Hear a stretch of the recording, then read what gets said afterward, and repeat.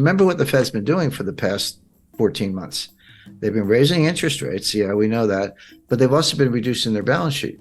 I run into people all the time. They bang the table. Hey, the Fed's got to stop printing money. They're printing too much money. They've been burning money. They've been reducing the base money supply for over a year, about a year and a half. Well, now, okay, so the base money supply is coming down. Rates are coming up.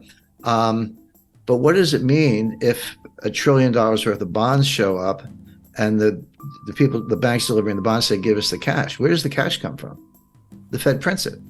So now you're going to expand base money by perhaps $1 trillion or more at a time when you've been pretending to reduce base money.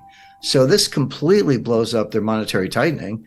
Okay, they're not cutting interest rates. That we'll see what happens there, but they are increasing the money supply by, again, estimate upwards of $1 trillion.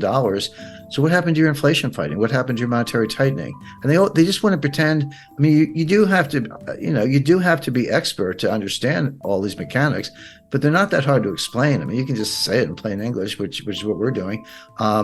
But from a policy point of view, it completely blows up their monetary tightening. The universe of people who really understand this, certain lawyers, certain regulators, certain analysts, just experts, because that's what they do, is pretty small.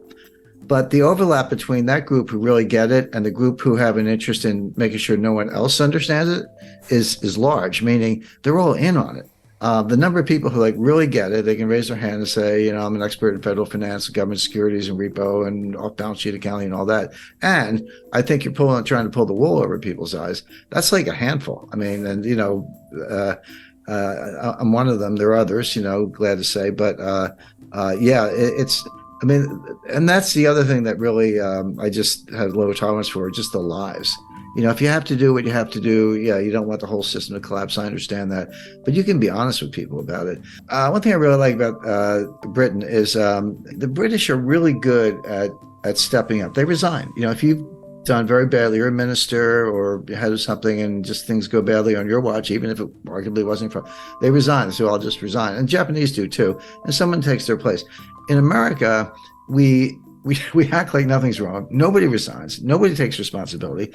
I mean, I would have said Jay Powell, Michael Barr, who's the vice chairman of the Federal Reserve for supervision. So he's the guy who wears the regulatory hat. Powell's the chairman. And Mary Daly, who's the president of the Federal Reserve Bank of San Francisco. Why haven't all three of them resigned or been fired? This was not arcane, but this was simple. These were 97% uninsured deposits ready to run out the door with massive bond losses. They were in 30-year bonds, 10-year notes to 30-year bonds. It wasn't like you had treasury bills. So you can always sell a treasury bill and maybe take a little hickey, but not really. So you can have a government security, which is a treasury, almost no credit risk. I won't say none, but almost no credit risk.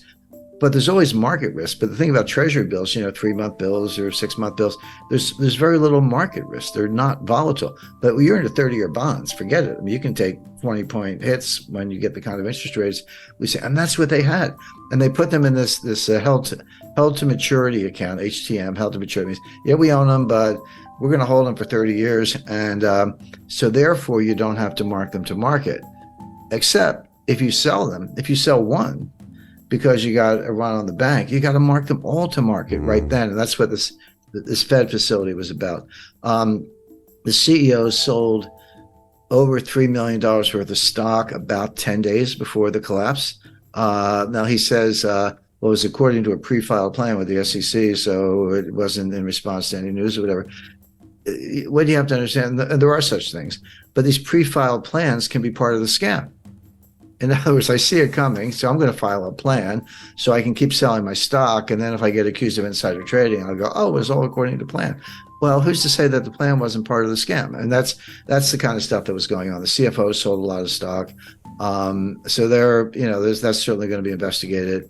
But you can see this coming. But my point is, a bright high school kid with a spreadsheet could have seen this coming. You don't have to know Black Scholes in your sleep to see this. It was assets, liabilities, huge uninsured deposits, about $125 billion of uninsured deposits ready to flee, and a comparable amount, slightly more, of the most volatile.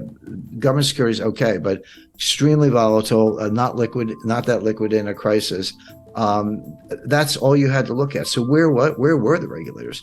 Where were the supervisors? And they said, well, we sent them a bunch of letters, and they tried out the letters as if that was exculpatory in terms of their regulatory incompetence. It wasn't. If anything, it made it worse, because like, oh, okay, you actually knew about it and didn't do anything.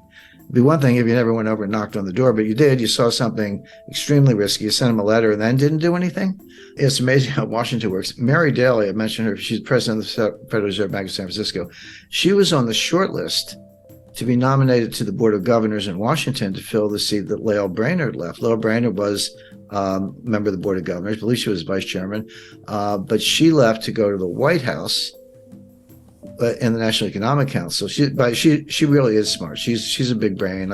She knows what she's talking about. Very few of them do, but she's one of them. But she goes to the White House, but that's an audition for Secretary of the Treasury, because they're going to throw Yellen under the bus. Yellen knows nothing. If Yellen were on this call right now, she wouldn't know anything we're talking about. When she was chairman of the Fed, I said she was incompetent, and I was right. And then she became Secretary of the Treasury. She's a statistics geek from Berkeley. She's got a big brain. I'll give her credit on IQ points. So what? That's not the same as common sense or working knowledge or knowing how the street works. She's never worked, outside of government in her entire life. I don't care what your resume is. If you've never run a business, met a payroll, negotiated a purchase sale agreement, kept your morale up with negative cash flow. If you've never done any of those things, you don't know what it's like to be in the real world of the economy. She doesn't, but her specialty as an economist was labor economics. Okay, well, there's a place for that, but not as U.S. Treasury Secretary. You have to know she didn't know monetary policy of the Fed. She doesn't know fiscal policy of the Treasury. Knows nothing about international economics, and that gets us into the role of the dollar. She was like her husband won a Nobel Prize. Okay, George Akerlof. I know a lot of her close associates. If you don't want to say affirmative action, you can say the Peter Principle. Which, this goes back to the 60s, but the Peter Principle is you get in a bureaucracy and you do a good job and they give you a promotion. And then you keep doing a good job and they give you another promotion. And you keep doing a good job. And eventually you get promoted to something where you're incompetent. You're in over your head and you fail, but then you stay there because you're not getting another promotion. And so the result is bureaucracies are populated with incompetent people because they've all risen to their level of incompetence and have nowhere else to go. I would say she got there at the Fed, how she got another chance at Treasury, but that's the answer. But Lael Brainerd, I'll say, is more talented, and hopefully she'll be. So they'll throw Yellen under the bus, blame her. By the way, that's the Biden technique: deflection and denial and just blaming other people. So they'll blame her for the whole thing. She probably doesn't see that coming, by the way. Maybe she should tune into London Real. And then they'll put Lael Brainerd over there.